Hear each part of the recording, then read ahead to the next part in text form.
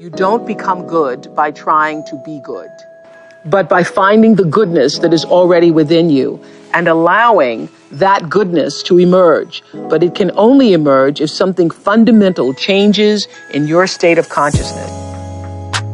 So what that means, if nothing changes in your state of consciousness, the ego has many ideas. It says, I want to be a spiritual person. I want to be recognized as a spiritual person. I want to be more spiritual than all these people. And I'm definitely more spiritual than you. So the ego has all kinds of ideas of what it wants to be. It might even say, yes, I want to be good, because it wants to have a better image of itself. But on that level, by the essential dysfunction of the ego is still operating. So this is why we have the phrase, the road to hell is paved with good intentions. Because no matter how good your intentions are, when you're still trapped in the ego, it will always take you into conflict, eventually. So you have to go deeper beyond the realm of opposites where there's good and bad, and reach a place within yourself that is unconditioned, that is what I sometimes call the formless, expressed beautifully in the Old Testament in the little saying, be still and know that I am God. That's in the Old Testament. It contains the entire wisdom of religion in those few words. Be still, meaning go to that place where the mind is no longer operating, where you are just conscious without thinking. And that is the level where the eternal resides. When you went first to school, you went to kindergarten. And in kindergarten, the idea was to push along so that you could get into first grade, and then push along so that you could get into second grade, third grade, so on, going up and up. And then you went to high school, and this was a great transition in life. And now the pressure is being put on. You must get ahead. You must go up the grades and finally be good enough to get to college. And then when you get to college, you're still going step by step, up to the great moment in which you're ready to go out into the world. And then when you get out into this famous world, comes the struggle for success in profession or business. And again, there seems to be a ladder before you, something for which you're reaching all the time.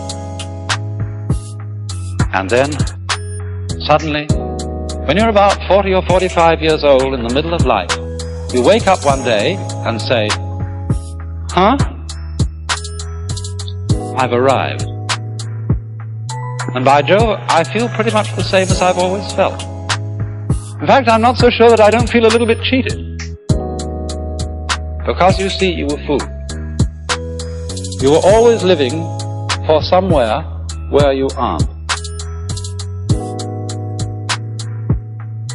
We spend a big hunk of our lives believing that the way that we become, quote, successful, happy, fulfilled, self-actualized, whatever it might be, is on the basis of what I accomplish, what my resume looks like, how many promotions I get.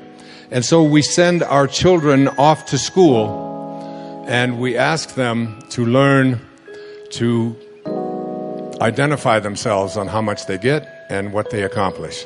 Your grades become more important than what it is that you are studying.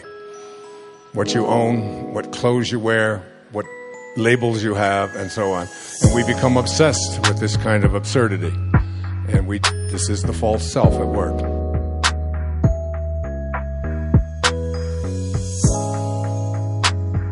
You know, look back 10 years ago, 5 years ago, 15 years ago, and think of a decision you made. That if you would have made a different decision, you'd have a totally different life today. Better or worse, I don't know, but totally different. The most important decision you can make above any on the face of the earth is deciding that no matter what happens in your life, no matter what happens, you're going to live in a beautiful state. So if life is not happening the way you think it should happen, you're unhappy. If life happens the way you think it should happen, you are happy. It's as simple as that.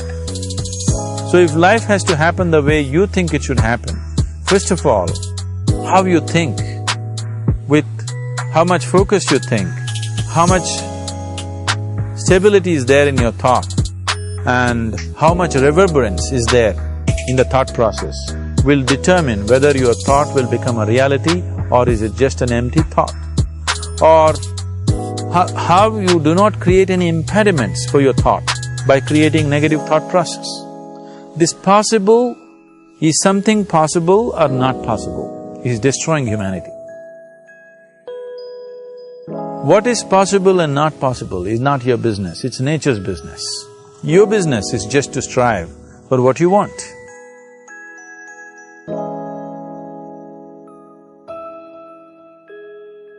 The decision to say, I am not going to suffer, that if suffering arises, pain's one thing, suffering's another.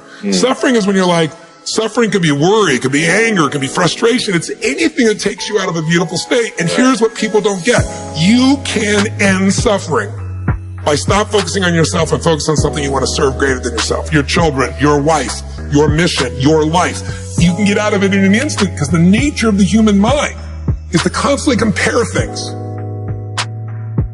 Your mind, your brain is a 2 million-year-old device, and it is not designed to make you happy. It's designed to make you survive. And that's why it's always looking for what's wrong. Life is supposed to be good, not just for some, but for all of you. And when it isn't, something has gone terribly wrong. And every single time, the thing that has gone terribly wrong is that an orientation or a perspective has been developed and practiced to the point that other evidence can't come in. In other words, when you have decided something in a very powerful way, then it must be, because law of attraction will always present to you exactly the package that you are practicing all day, every day. You've got no argument with that. And so we do not sense that your life reflects this now in this powerful way. At one time, yes. But we want to say to you that you are taking more upon yourself. This is really what we would like to say to you. Soul is also the center of the world, which is a frightening proposition and not one that's easily comprehensible. Solzhenitsyn's work in the Gulag Archipelago is particularly enlightening in this regard, because he insisted that it was a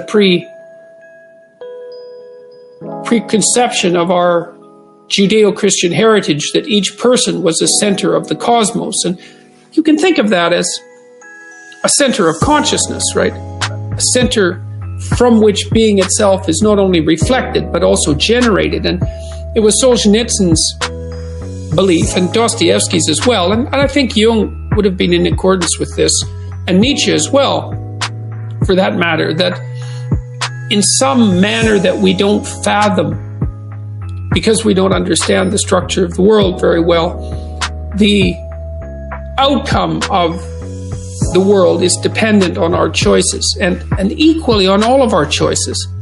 And I don't understand. I know that to be true, or feel that to be true.